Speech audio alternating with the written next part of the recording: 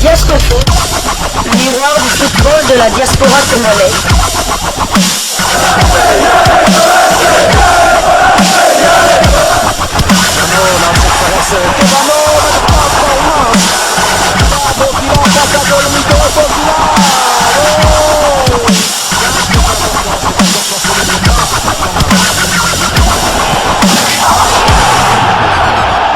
Diasco Foot, le miroir du football de la diaspora congolaise. Vous êtes sur Diasco Foot, le miroir du football de la diaspora congolaise. Diasco Foot vous dit bonjour, tout le plaisir est pour nous de vous retrouver, mais surtout de savoir que vous êtes nombreux en train de suivre votre chaîne YouTube dédiée uniquement aux footballeurs de la diaspora congolaise. Time is up, c'est l'heure de partager avec vous quelques news que nous avons pu récolter pour vous, des news concernant certains de nos internationaux ou des binationaux qui se sont illustrés dans leurs clubs respectifs. Et c'est la fin de la saison, vous le savez, en Europe pour la plupart des championnats et on peut faire le bilan, mais pour aujourd'hui nous allons d'abord partager avec vous les informations concernant la plupart des dernières journées que nos internationaux ont eu à disputer. Alors nous allons débuter ce numéro par la France.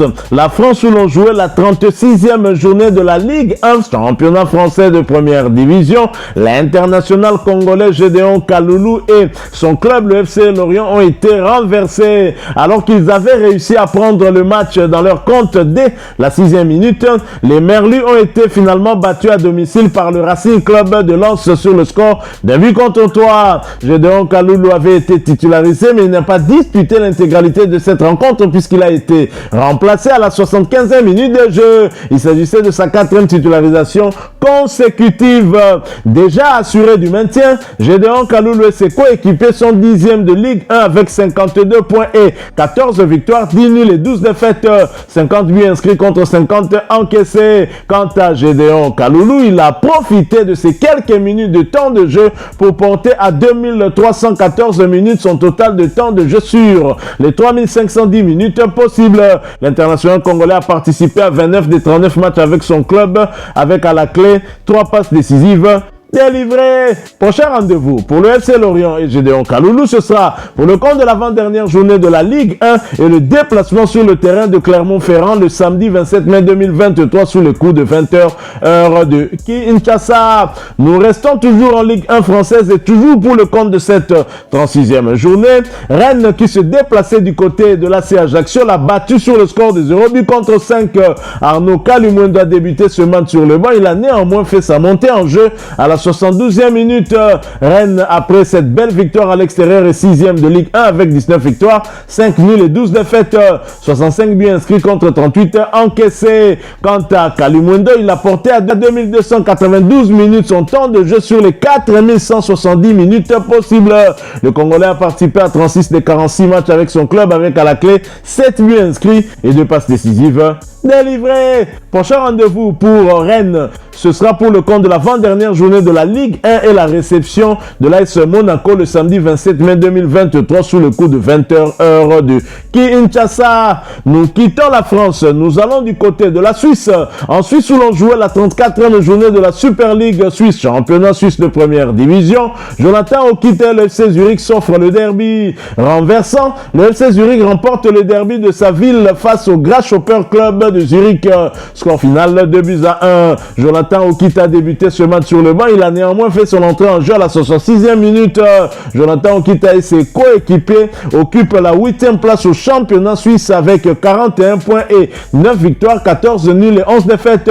37 buts ont été inscrits contre 52 encaissés. Jonathan Okite a apporté à 2299 minutes son temps de jeu sur les 4170 minutes possibles.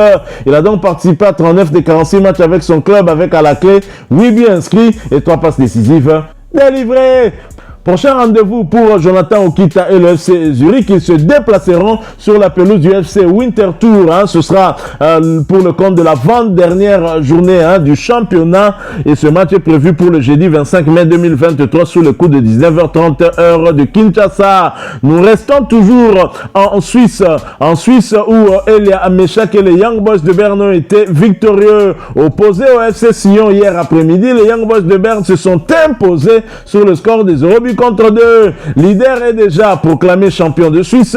L'équipe entraînée par Raphaël Wiki compte désormais 71 points en championnat. Il ne reste que 2 journées à jouer pour la clôture. L'international congolais Elia Meshak a disputé 17 minutes dans cette rencontre. Il est attendu certainement à Franceville pour affronter le Gabon dans le cadre de la 5e journée des éliminatoires de la CAN Côte d'Ivoire 2023. Elia Meshak qui a fait une saison correcte sera certainement de la partie. Nous quittons la Suisse, nous allons du côté de l'Allemagne. En Allemagne, nous l'on joué l'avant-dernière journée de la Bundesliga, championnat allemand de première division. L'international congolais Silas Katompa-Mvupa et ses coéquipiers frappent un grand coup. Victoire importante du VfB Stuttgart dans la lutte pour le maintien en Bundesliga. Les Swabs sont sortis victorieux de leur duel face à Mayence.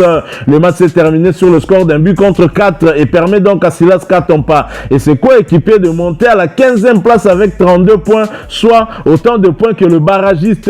L'attaquant international congolais était titulaire, mais il a été remplacé à la 86e minute de jeu. Il s'agissait de sa 2e titularisation consécutive. Silas Katompa et ses coéquipiers occupent la 15e place de Bundesliga avec 7 victoires, 11 nuls et 15 défaites, 44 buts inscrits contre 56 encaissés. Silas Katompa porté à 2171 minutes son temps de jeu sur les 3420 minutes possibles. Il a participé à 32 des 38 matchs avec son club avec à la clé 6 buts inscrits et 2 passes décisives délivrées. Un succès lors de la prochaine et dernière journée du championnat à la maison face à Hoffenheim leur permettrait d'être maintenus dans l'élite du football allemand. C'est ce que nous leur souhaitons. Et ce match est prévu pour le samedi 27 mai 2023 sous le coup de 14h30 heure de Kinshasa. Bonne chance donc à Silas Katompa-Mvupa. Nous espérons qu'il pourra réaliser cet exploit, battre Hoffenheim et ainsi se maintenir en Bundesliga. La descente en 2e division ne sera pas une très très bonne chose pour la suite de la carrière de notre international congolais. Nous ne lui souhaitons pas à cela et espérons en tout cas qu'il pourra réaliser cela. Mais dans l'entretemps, après ce match, il devra bien penser à la tanière puisque les Léopards doivent affronter le Gabon pour la 5e journée. Je suis convaincu que Silas Katompa sera bien présent comme ça a été le cas lors du dernier rassemblement. Alors quittons l'Allemagne, allons cette fois du côté de la Turquie où l'on jouait la 33e journée de la Super League, championnat turc de première division. La série continue pour Beşiktaş et ses Congolais. Invaincu depuis le début février, Beşiktaş l'emporte face à Adana Demirspor après avoir été mené au score. Adana Demirspor a donc été étrié à domicile sur le score d'un but contre 4. Arthur Masuaku était titulaire, il a joué l'intégralité de cette rencontre. À noter qu'il s'agissait de sa 10e titularisation consécutive, alors que Jackson Muleka a remplacé Aboubakar, l'international camerounais, à la 98e minute. Ce succès à l'extérieur leur permet de consolider leur 3e place avec 74 points et 22 victoires, 8 nuls et 4 défaites, 70 buts inscrits contre 31 encaissés. Arthur Masuaku a porté à 2604 minutes son temps de jeu sur les 3290 minutes possibles. L'international congolais a participé à 32 des 35 matchs avec son club avec à la clé 2 buts inscrits et 6 passes décisives délivré. Quant à Jackson Muleka, il a porté à 1316 minutes son temps de jeu sur les 3290 minutes possibles. Il a participé à 29 des 35 matchs avec son club avec à la clé 5 buts inscrits et 2 passes décisives délivrées. Prochain rendez-vous pour Beşiktaş et ses Congolais, ce sera pour le compte de l'avant-dernière journée de ce même championnat, le déplacement sur le terrain de Kasimpasa. Ce match est prévu pour le dimanche 4 juin 2023. L'heure restant à définir. Nous restons en Turquie Turquie, mais pas en première division. Nous allons du côté de la deuxième division où l'on jouait la dernière journée. Yannick Yalabolazi et Rizespor de retour dans l'élite turque. Alors qu'ils n'avaient besoin que d'un petit point pour valider leur montée, Rizespor et le Congolais Yannick Yalabolazi ont fait match nul devant Altinordu. Score final 0 but partout. Bonne nouvelle, hein? Rizespor jouera la saison prochaine en Super League, championnat turc de première division. En effet, ce résultat leur permet de clore la saison à la deuxième place avec 68 points. Titulaire, l'international congolais Yannick Yalabolazi a disputé l'intégralité de cette rencontre. Signalons que l'ailier congolais a fortement contribué à la promotion de son équipe en inscrivant 17 buts en championnat. Rizespor est donc deuxième avec 18 victoires, 14 nuls et 4 défaites. 64 buts inscrits contre 35 encaissés. Yannick Yalabolazi a donc porté à 1930 minutes son temps de jeu sur les 3540 minutes possibles. L'international congolais a participé à 28 des 39 matchs avec son club avec à la clé 18 buts inscrits et une passe décisive délivrée. Toujours en deuxième division turque pour le compte de cette dernière journée, Bandimaspor qui recevait Gençler Birliği a fait jeu égal avec ce dernier sur le score d'un but partout. L'international congolais Rémi Moulumba, titulaire, a disputé l'intégralité de cette rencontre. Il s'agissait de sa 7e titularisation consécutive. Bandimaspor, après ce nul à domicile, est 10e avec 15 victoires, 10 nuls et 11 défaites. 55 buts inscrits contre 58 encaissés. Quant à Rémi Moulumba, il a porté à 2378 minutes son temps de jeu sur les 3240 minutes possibles. L'international congolais a participé à 30 des 35 matchs avec son club avec à la clé un but inscrit et 3 passes décisives délivrées. Quittons Bandimaspor et son international congolais Rémi Moulumba, allons du côté de Chypre. En Chypre, l'on jouait l'avant-dernière journée des barrages du groupe A de la première division chypriote. Et Paphos qui se déplaçait sur le terrain de l'AEK. L'Arnaka a fait match nul sur le score d'un but partout. Jordan Ikoko, titulaire, a disputé l'intégralité de cette rencontre pour sa deuxième fois consécutive. Il s'agissait de sa 8e titularisation consécutive également. Paphos, après ce nul à l'extérieur, est 5e du groupe A dans ces barrages de la première division chypriote avec 16 victoires, 12 nuls et 7 défaites, 58 buts inscrits contre 29 encaissés. Quant à Jordan Ikoko, il a porté à 3069 minutes son temps de jeu sur les 3690 minutes possibles. L'international congolais a participé à 36 des 41 matchs avec son club avec à la clé 4 passes décisives délivré. Prochain match de Paphos, ce sera pour le compte de la dernière journée de ces barrages et la réception d'Apollon Limassol le dimanche 28 mai 2023 sous le coup de 17h heure de Kinshasa. Voilà, nous sommes arrivés à la fin de ce sujet. Si vous l'avez aimé, n'hésitez pas à nous laisser un maximum de j'aime. N'hésitez pas non plus à partager avec nous votre opinion. Si vous en avez une par rapport au sujet que nous venons de vous proposer, laissez-la nous à travers un commentaire.